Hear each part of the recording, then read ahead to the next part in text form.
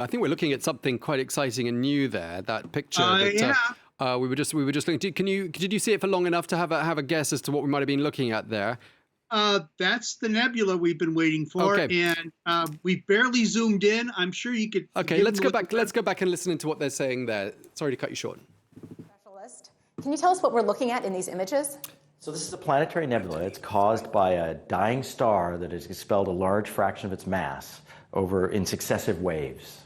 Okay, so we actually see those waves in these images. Yes. Wow. And so there's a lot of structure. Can you tell us a little more detail about what we're looking? Maybe start with this one on the left. Yeah. So in the NIRCam image, you see this kind of bubbly, almost foamy appearance throughout the whole nebula with some very structured shells. And this foaminess is showing up in orange mainly, and this is due to the molecular hydrogen that's newly formed in the expansion, just lighting up the gas and dust of this nebula. And then as we move inward, you see this kind of very blue haze in the inner region, and this is actually due to very hot ionized gas that emits well in the blue, that's heated by the core, the leftover very hot core of this star. And what about these rays that I'm seeing in this image? Right, so there's also rays in the outer regions that you can kind of see, and these are holes in the inner nebula that are actually allowing the central star's light to come out and kind of light it up like patchy clouds with the sun shining through. Wow. Oh, yeah, that's what it looks like. That's so cool. So you're actually a mid-infrared astronomer, which is different than near-infrared. And so what can you tell us about the details in this mid-infrared image? So it looks quite different in color, partly because we're seeing different kinds of physics going on here. So we're actually seeing in the blue, you see a lot of blue. The blue is actually due to hydrocarbon grains that are emitting very strongly in the blue for Miri.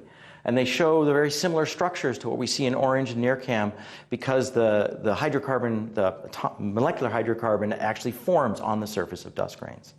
And so again, as we move inward, we see that the inner region is again hot ionized gas, but now it glows red because that's where it emits the strongest for Miri wavelengths. Okay.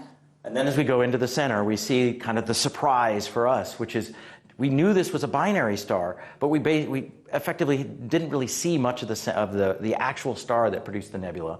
But now in Miri, this star glows red because it has dust around it. So in Miri, we got to see both stars very clearly. Yeah, you can't see it in the first image really, but there's two stars there. So that's a fun surprise. And I think that there's another little Easter egg you want to tell us about? Yeah, so this was, the Easter egg is this kind of narrow filament up in the top that's radially aligned. You can kind of see it very clearly in the Miri image. It shows up as this blue structure, and it points very much to the central sources. So I thought, oh, this must just be a density enhancement in the outer nebula. I thought that very, very strongly, but other people on the team were like, no, it's a background edge-on galaxy. Well, I made a bet that said, no, it's part of the nebula. By the way, I lost the bet because then we looked more carefully at both the NIRCam and Miri images, and it's very clearly an edge-on galaxy with a dust lane and a bulge. So I lost the bet. Well, you lost the bet, but you got these gorgeous images, so I think it's a win for everybody. It's a win. Anything else you'd like to say today? I can't wait to see where we go from here. Neither can I.